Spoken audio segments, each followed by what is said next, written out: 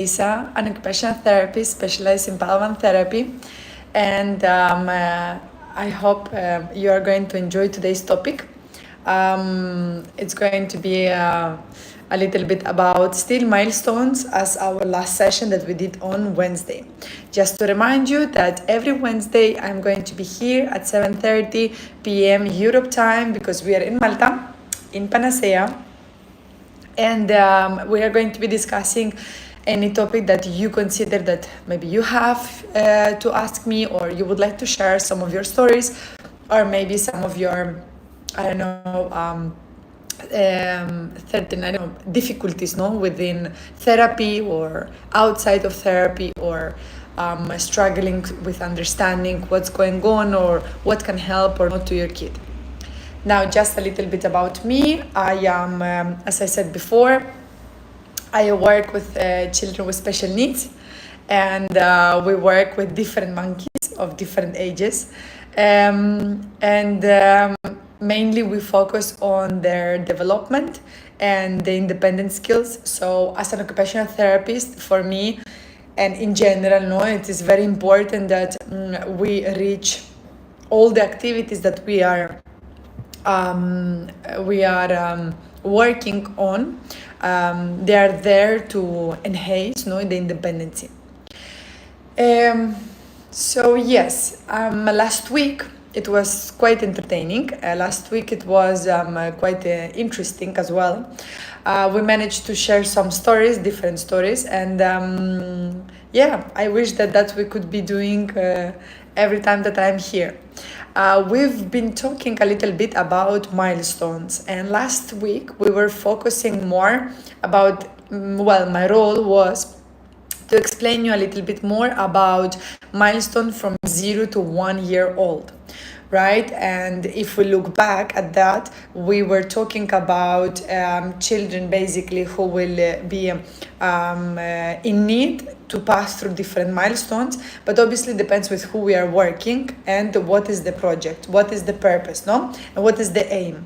My aim as an occupational therapist is always to see what is the parents' interest, what are the concerns, no, and how we can help. Some of you might know that I have, I'm specialized in Padawan therapy, and well, this it's also something that we discussed last week. It's a very interesting methodology, but from Padawan therapy or occupational therapy, I will say, like from any basically therapy, the main goal is to see the kid independent as much as possible. We work with children with different difficulties, attention deficits, difficulties in dressing or toileting, or, you know, being just basically independent in all the skills possible. We work on communication as well, which we mentioned last time. We work with children who will be basically nonverbal or struggling not to communicate. And it's very important that we are there always pushing the kids to talk. It's very important to communicate and to show that we are there, no, to provide that support. Sometimes the sessions can be a little bit challenging, sometimes not, but that's our job. At least I take it like that. Yes, I've been working now at Panacea Therapy Center. We've been open since 3 years, but I've been working as an occupational therapist over 10 years now. So it's been a great journey. So a little bit less about me. If you feel like to want to share something or you would like to ask me, feel free. That's basically the project of this little chat with Lisa. Wednesday appointment, kind of. So we were talking about the milestones of last week from 0 to 1 years old, and I was mentioning that it is important to have them with you to check, especially. I'm pretty sure that if you are having a new therapist or you're going to somewhere else, they will be asking you for the milestones. And the reason of the milestones basically for all the gross motor skills. So coordination, balancing all the primitive reflexes, if they happened or not, if the child was struggling to crawl or struggling to walk, or if the child, just like went through it perfectly. If there were difficulties with bottle or not with the bottle, the bubbling, especially the bubbling, when it appeared or it never appeared, maybe, I don't know. So all this information we usually gather in our first meeting, or no, and through the sessions we try to catch up with this.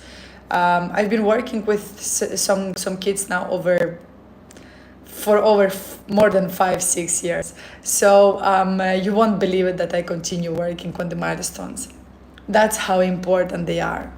So at least for me, as an occupational therapist and Padma therapist, it's something that we really reinforce. We were saying that it's very important to see these little milestone ages, 3 months old, 6 months old, and then we have a time frame of 8-10 months, and then 12. It's when actually the child should be more independent in walking, more independent in some bubbling, independent in food. Independent, I'm talking about to the level of his age or her age, not like the child is basically eating on her own or on his own.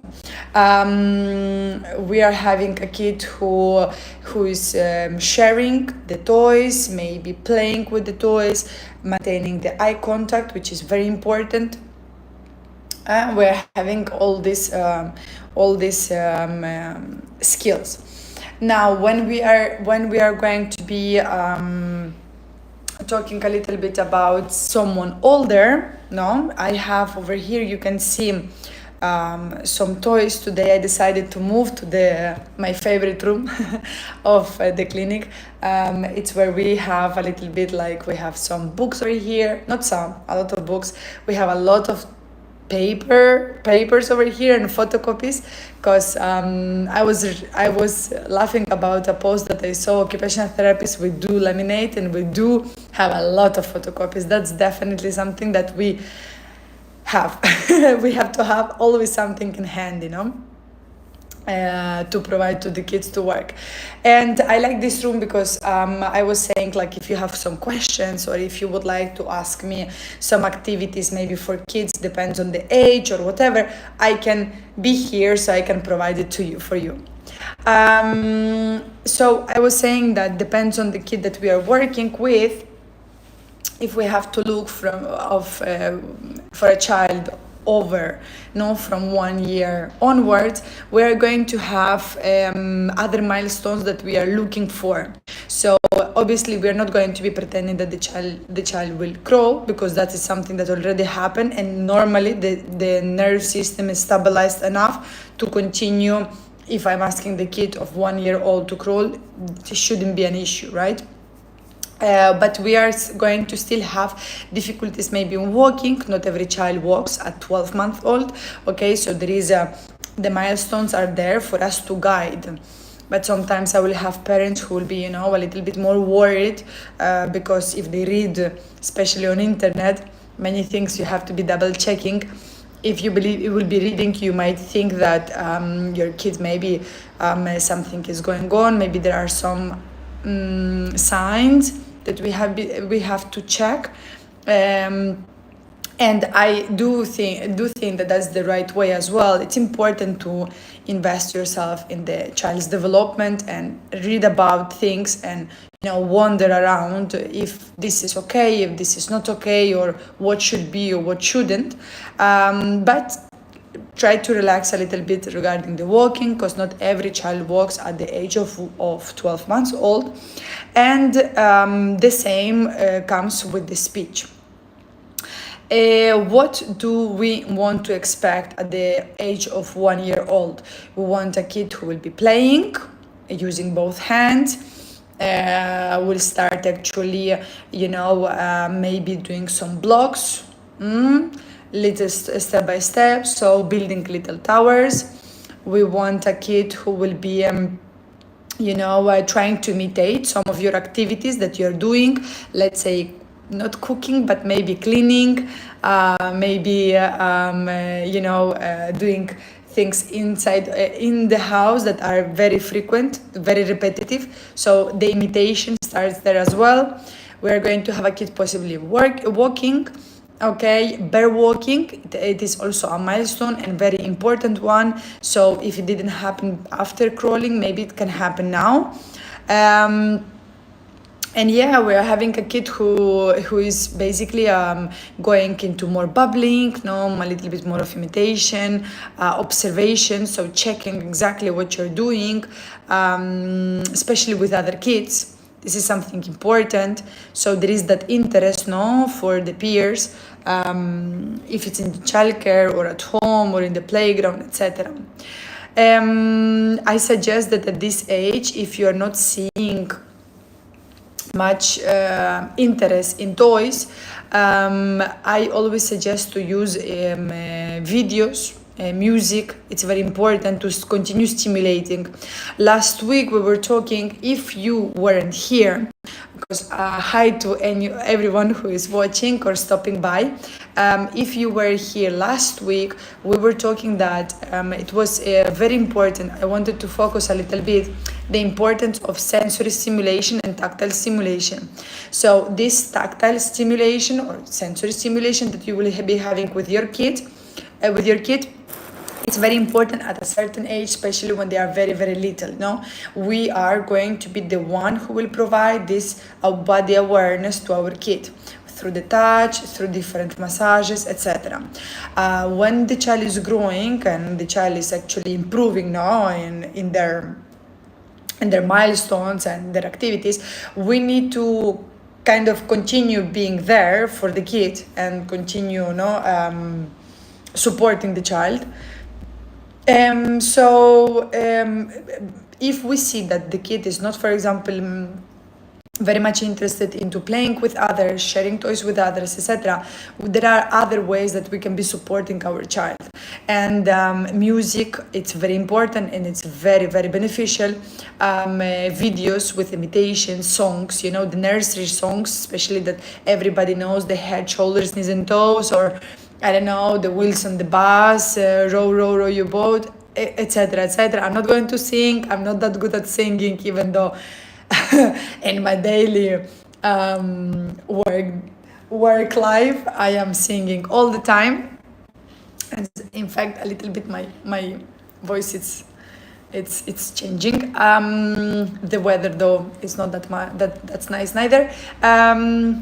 It's important, if you don't feel like to sing, and I totally get you, we have the accessibility to YouTube, and now it's like almost everywhere, so we have to get used to different maybe YouTube channels, educational YouTube channels. You have a lot of good channels where they will be working on sign language, basic communication, a lot of imitation, a lot of repetition.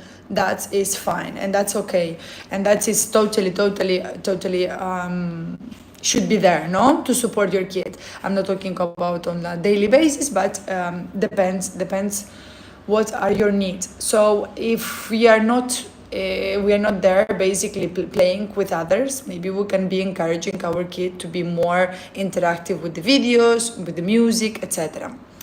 I do have a lot of parents as well who comes just as a first consultation because is their first kid. They don't know exactly what they want to expect, what they should expect, what they shouldn't.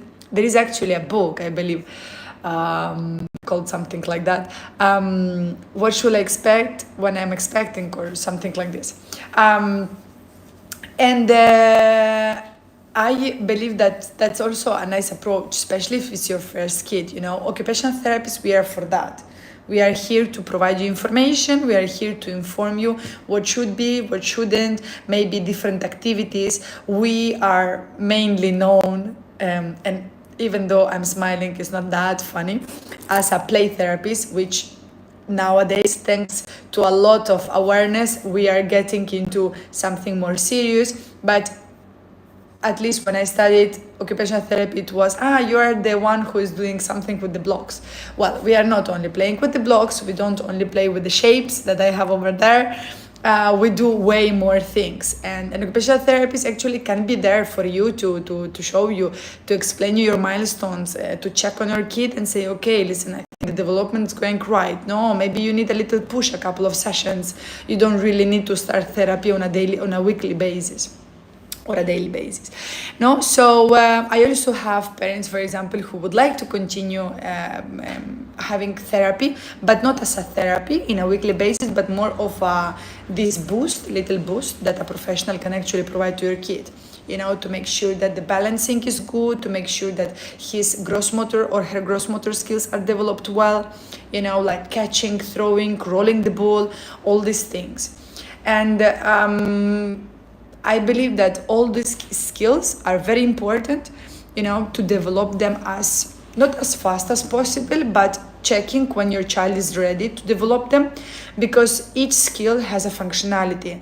I would not be able to run or, you know, just do other activities if I wouldn't have all these milestones matured many years ago, basically. So they are there. It's important. The playgrounds are there for that. We go to the playground, we play, and sometimes we have to invent. Sometimes we can play with something silly. The most important is to continue working and reinforcing sensory stimulation, reinforcing physical activity in your weekly schedule, and sensory activities, and imitation. Sorry, I already said sensory. Apologies for that. Imitation super important, right? Sometimes, for example, we will be let's say, I'm just going to put an example. I'm not saying that this is how it should be, but let's say sometimes I will have parents who will tell me that you know, like, I don't know if it's the amount of toys that we're having at home, because maybe it's not enough. And I believe that sometimes it's just like way too much, you know, that the child is having at home, and still we are not using the activities or the tools in the right way. So most of the time that I did home sessions, or I went for a consultation at home, or so on, I almost never had the impression that the child doesn't have enough toys to play with or activities that could stimulate. But perhaps I'm an occupational therapist, and every single thing can be used in therapy, right? Can be used to stimulate skill. So that's the positive thing when you are struggling and you are like, okay, I have a bunch of toys at home, I have a lot of things, but I don't know what to do because the kid doesn't want to play with anything. So maybe an occupational therapist could help you out with that. And imitation comes from there. It doesn't come from to have the best toy ever that the shop is producing on a basically daily basis. It is just to have the right resource, the right time, and a little bit of observation. So you check what's wrong or not, or what the child is struggling with, and at the same time observation, and at the same time just that, I will say, that extra knowledge maybe, and this is when I say reading and consulting other professionals, it's good how to intervene, you know, and when to intervene. So imitation comes with simple things. So basically here it's a box of different shapes, very basic thing. So I will have my circles, I will have my squares, the triangle, this one, it's a star. I know there is a kid or not over there watching, and there is this like pluses that we are having here. So I'm not going to ask the kid just basically put them here. Sometimes I will just close it so it comes with the shapes, right? And I'm going to say nothing, absolutely nothing. I'm just going to put the shapes outside. I'm going to let them there, and I'm going to observe if the kid actually knows what I am asking him to do without telling him what to do. So over here, you could work imitation. You have two options. You rather do the activity and then you repeat it and then you wait for him to see if he imitates you. Because you could be taking the shapes, circle with circle, you could even say it verbally, and you just continue, and then you put back the shapes and wait for the child to actually see if the child can repeat the activity again. Or you could be doing, because in this case most of the shapes are repeated in two, you could be doing one and wait for the kid to see if he picks up the circle and puts it back, right? Over here we are having a very good cognitive skill, and this is a great imitation. However, if it's me, most of the time, if I don't know the kid, now if it's one of my monkeys, then it's a little bit different. But if it's the first time, I would definitely put the shapes on the table, and I'm just going to see, and I'm going to wait for the kid to see what he does, to know if he knows the shapes, if he's even know what I'm asking him to do. It's quite clear, right? We are having holes, we are having different shapes, and we have to put them here. Nothing complicated. But for some kids, it's already a struggle. Even the fact that he will be, maybe, or she will be observing you putting the shapes back in the box. The attention is not there, the child is moving around, the kid is just looking, staring, so there is no interaction. He is not, or she is not paying attention. So your activity basically is going somewhere else, you get frustrated and you don't know how to help. Because basically you say like, oh my goodness, whatever I do, the child doesn't follow. For example, today I was having an occupational therapy session in the morning with a kid he is 3 years old. This is a real case, 3 years old. We were working with him on his fine motor skills mainly. So we dedicated 1 hour basically just to work on fine motor skills. And I prepared the session, so we started with some therapeutic putty, we went some lacing, we went to do some shapes, we did a little puzzle. Those puzzles, I have them here, I can show you. So for those who will be watching them maybe tomorrow, this video, or another in a month time, you can catch with me. So for example, let me just share this with you. Like I said, we are having here really a lot of things, so it's easier for me to do this type of videos, showing you straight away. So if we said we had some puzzles like this, basically it's from 1 to 3 years old, but independently of the age, it's not because the child is 3 years old, it means that these flashcards are suitable. But as we have a big difficulty with attention, this activity actually was perfect for him. And basically we are going to be having a flashcard like that, which is written orange. I would remove it for him, and he has to match. So it's quite basic, no? It's a very good activity. And actually from 1 year old, you can start doing this Montessori baby cards. So we will be doing shapes like this, we will be doing puzzles like that, and then we will be going for something like a little bit more from visual perception, more about shapes, about attention, about matching and sorting, and the child just will be moving around and looking, etc. So here you have two things. Maybe the activity is way too long, maybe the activity is not interesting for him, maybe it's imitation issues, so we are having the not understanding what I'm asking him to do. And so this is what I'm saying, and this is just a little like feedback for parents or therapists, whoever is watching, to give up and not to get fed up. It is a complicated thing, but this is the reason why I always say, and I will keep repeating, therapy based on a weekly basis. It is not there just for fun, like to say, okay, what are you going to do? No, I'm going to the gym twice a week, I'm going to therapy twice a week. It's actually there to continue boosting the skills, okay? To continue boosting the skills. If you're going twice to a gym, you want at the end of the year to have a result out of it, right? You're looking for something. You're not just going there because you don't have nothing else to do.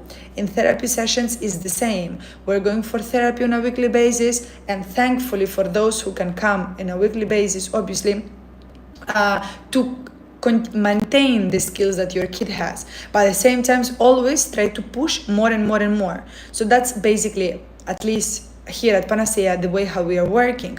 That's the most of the, the basic main aim is that we are here to support you, but at the same time to continue boosting your skills and challenging your kids' skills.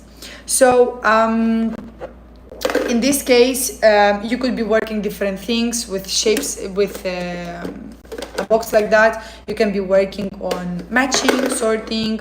You can be like I said before, on imitation, which is super important, because thanks to the imitation skill, and this is the reason why I wanted to pop up, we are doing everything. We are capable to do things. We are capable to memorize poems or songs, or we can memorize certain non-verbal signs, non-verbal communication signs, or we can be, I don't know,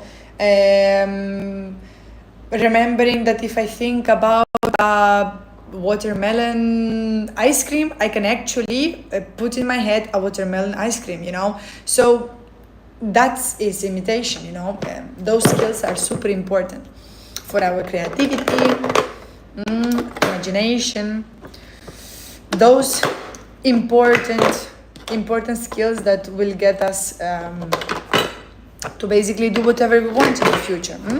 So these are according the shapes. With the baby Montessori and the cards over here, we were having different things, and I'm just going to, because I got them for you, so to show you. You can be working with them without the same. I liked a lot to work without saying what it is. So if I'm going to show, I'm just going to ask what it is, and then the child will say orange, and then we are going to mix them up because you have like different shapes, okay, and different pictures, and I'm just going to mix them up, etc. And I'm going to ask the child to pair them and to sort them, accordingly. So apple with apple, banana with banana, etc., etc. These are very easy to get as well. Like I said, sometimes you don't need to go for the new set or this specific brand.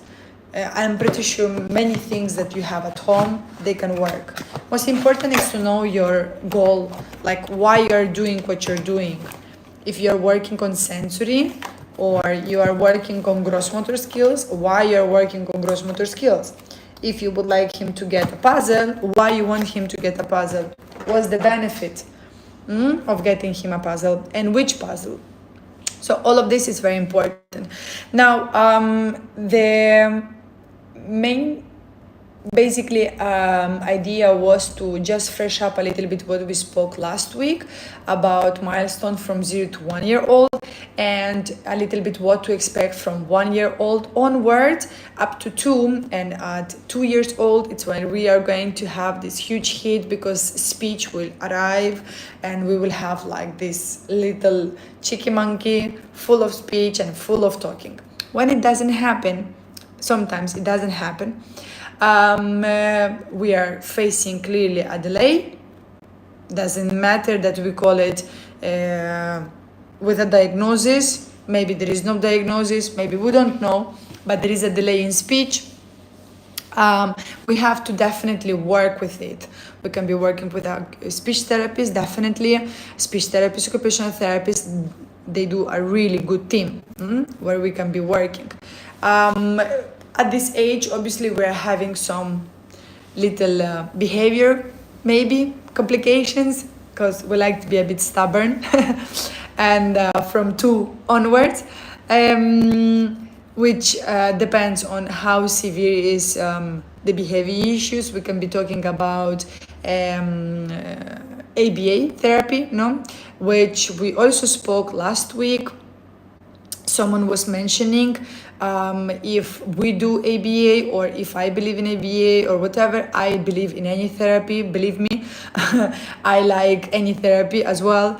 But I have good references of ABA, and I do think that it's a great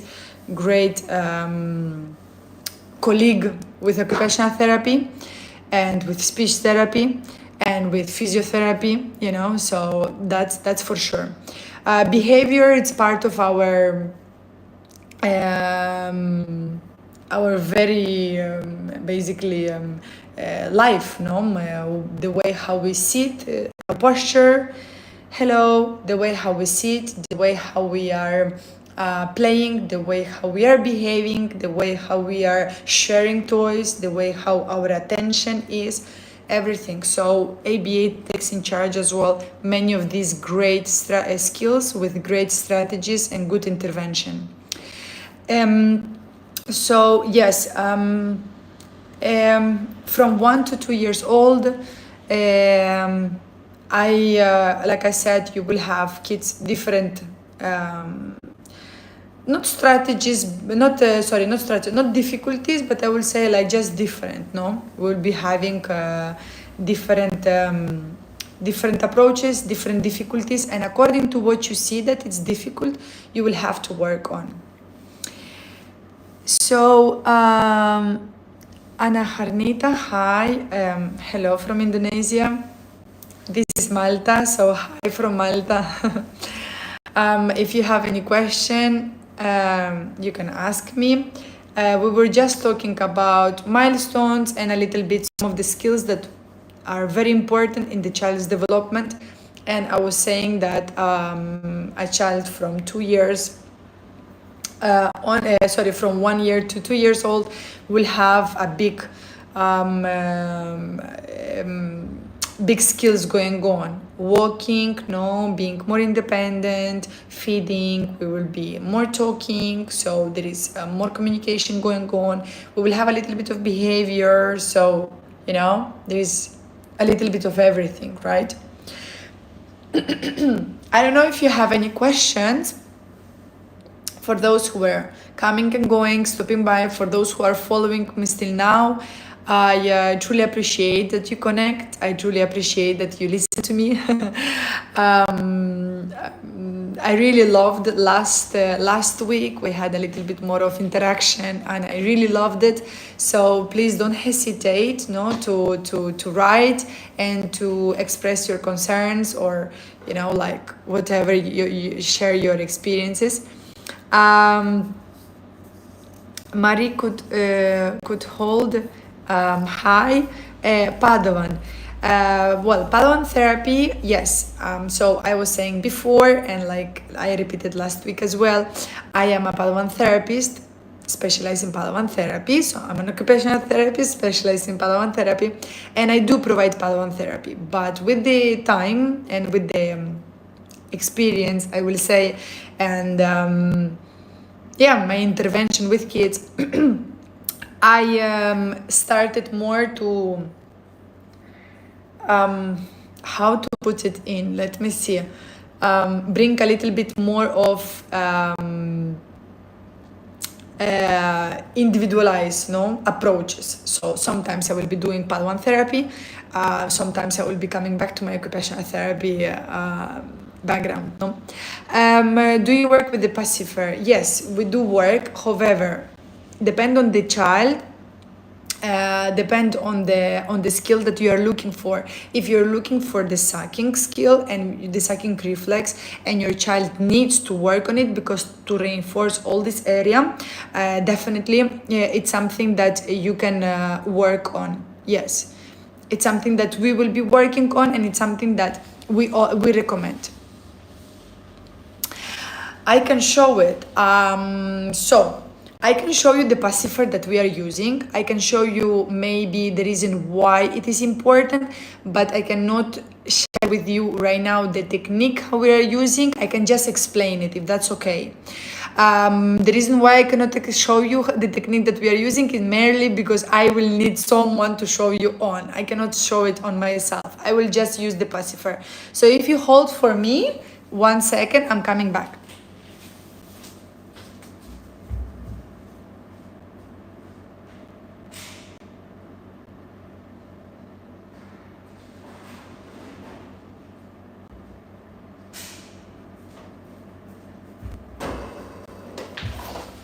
I so basically, this is the box that we are using. I mean, this is my box, the therapist box. Every child has different boxes, no? And we will be having some of the oral motor materials there here inside. And this is our pacifier. You know, this is my pacifier.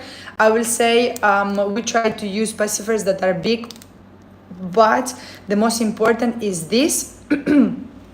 So the nipple of the pacifier needs to be made of rubber as much as possible. This is very important, okay? The same, like for example, with the chewy tubes, we're going to be using chewy tubes that are made of good rubber because we will need to simulate the chewing skills. So this is if the chewy tube, the pacifier, okay?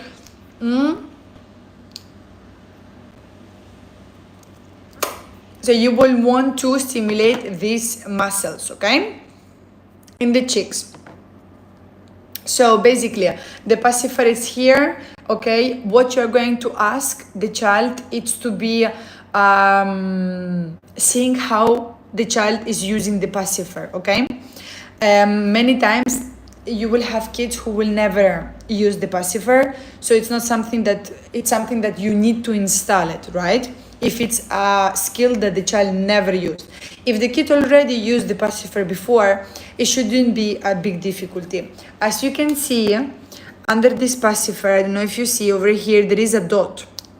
This dot is basically a hole that we do. This pacifier, it's from Nook. They don't fabricate that much of this type of pacifiers anymore. There is a hole, so we make a hole to put a let me see if I have it here, a little straw. The idea is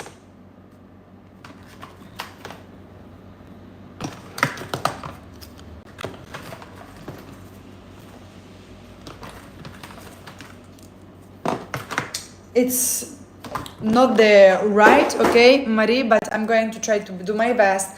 If we're having a straw, but this is not the straw, okay, where I'm just not having it here in my box, it should be, because like I'm saying, my box is for me, but most of the time I'm not using it.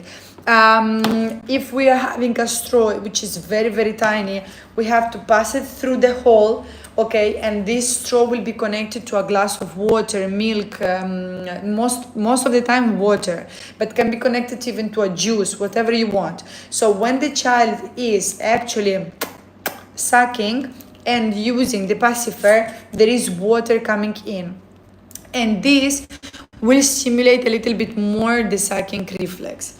The only reason that we use the pacifier in Padawan therapy is to stimulate sucking, which is very important. Sucking and reinforce all the muscle cheeks over here. So we work on the stimulation at the same time that we are working on this awareness, no? Lips, etc., etc. So yes, I don't know if you have any question you would like me to emphasize something else.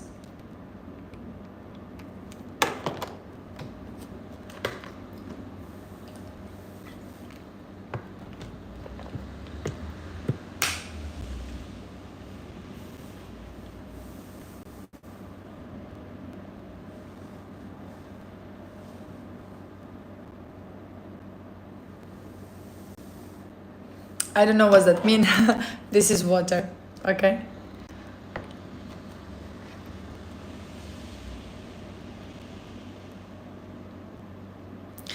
Nice to meet you. Don't worry.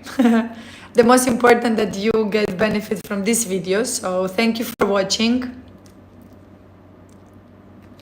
Okay, so this was the about Marie, who had the question. Basically, as I said before, this is the pacifier, and this is the reason how we are using it. So, but if you have any other question, let me know.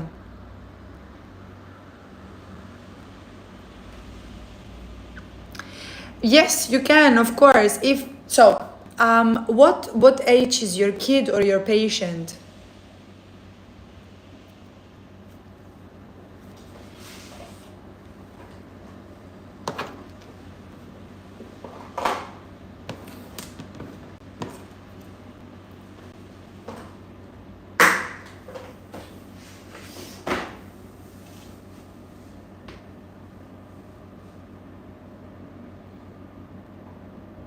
Uh-huh. Okay, so you are the patient. You can. So I don't know how old are you, but you can, if you feel like you want to drink Coke, you can put. You can drink Coke. I am just merely saying that most of the time we try to reinforce the water, and we're trying to reinforce no. The benefits of drinking the water, no, but definitely whatever it is important. The most important.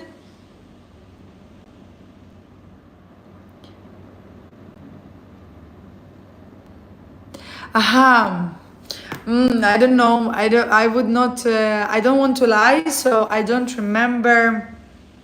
Oh, maybe yes. That was long time ago, right? Okay, so maybe yes. Maybe I'm remembering. Okay. Okay. So I just don't remember. Not remember quite well the way how we were talking or the meeting. But yes, I remember someone wrote me on Instagram from after my YouTube videos. Yes. Well, nice to meet you.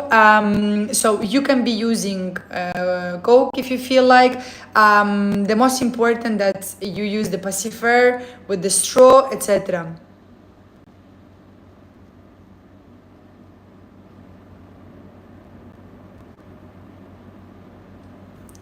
With the stuffed animal mouse. No, I don't. Marie, I am not remembering. You know, I think it's been a long time ago. So yes. All right. If you have any more questions, let me know. You can always just for you to know, every Wednesday I am joining here at 7:30 to talk a little bit about wherever, you know, some awareness about therapy lessons and sessions, what we are doing, how to work in certain skills.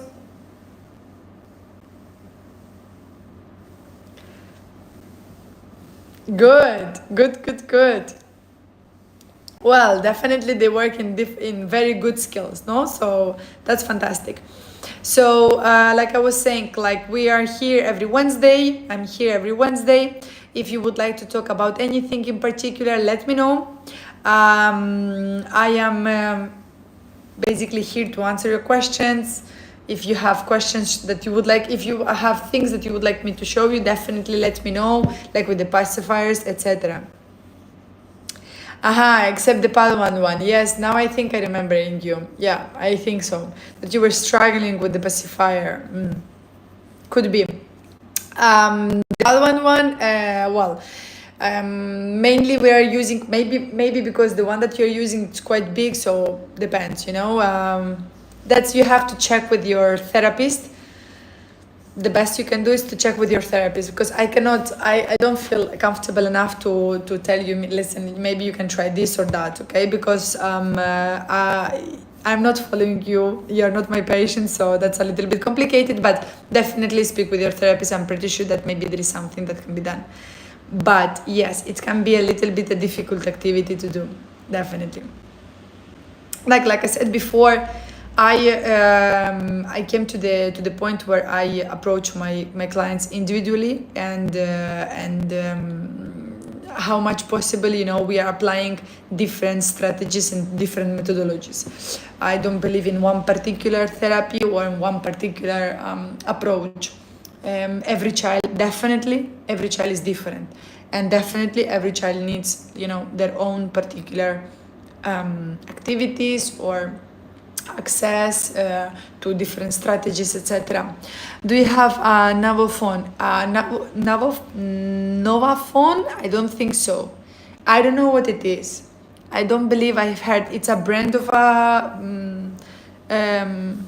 pacifier. I don't think I remember what it is. Okay, guys, thank you very much for those who watched. Thank you very much for those who asked the questions. And thank you for those who stopped by and just joined. And that's it. Vibration. No, I have. I don't. I have the Z vibe. I have the Z vibe, and I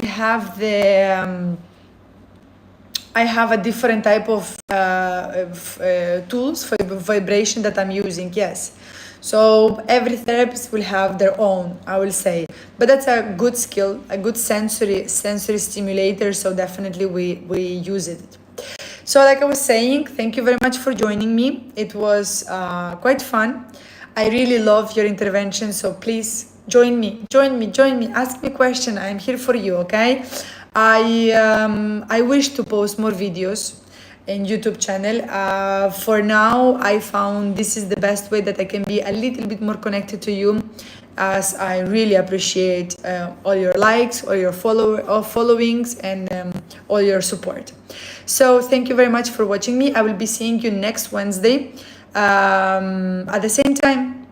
You can follow me on Instagram in case if there is any notification going on. I will be seeing you, and I wish you a wonderful day, evening, depends where you are. Okay, thank you. Bye.